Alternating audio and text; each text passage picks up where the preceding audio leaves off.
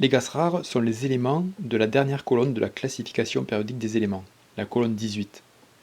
Ces éléments sont l'hélium, le néon, l'argon, le krypton, le xénon et le radon. Nous nous limiterons dans ce cours aux trois premiers, c'est-à-dire l'hélium, le néon et l'argon. Pour écrire leurs configurations électroniques, nous devons connaître leur numéro atomique grand Z. 2 pour l'hélium, 10 pour le néon, 18 pour l'argon. Donc, 2 électrons pour l'atome d'hélium, 10 électrons pour l'atome de néon et 18 électrons pour l'atome d'argon.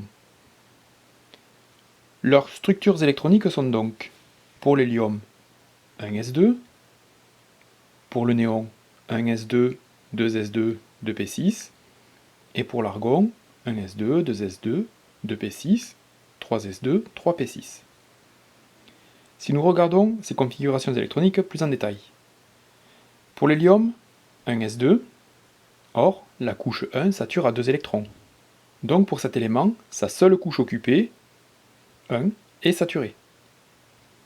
Pour le néon, la couche 2 contient 8 électrons, donc elle est elle aussi saturée.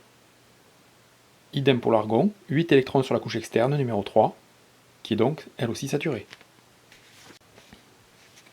Donc, pour ces trois atomes, toutes les couches sont saturées. On peut aussi dire qu'elles ont atteint le maximum d'électrons de valence. Souvenez-vous, ce sont les électrons portés par la dernière couche, la couche externe. Par conséquent, ces atomes sont naturellement inertes.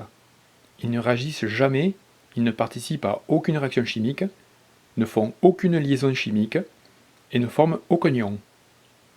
Le fait d'avoir leur couche naturellement saturée les rend hyperstables, d'où cette inertie chimique.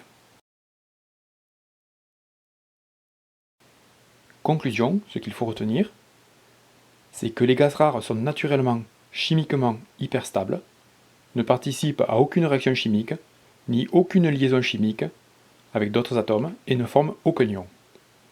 Ceci s'expliquant par le fait que leurs couches électroniques sont saturées. De même, tout élément chimique dont les couches électroniques seront saturées sera hyperstable. C'est ce que nous verrons dans les vidéos sur la formation des ions et des molécules.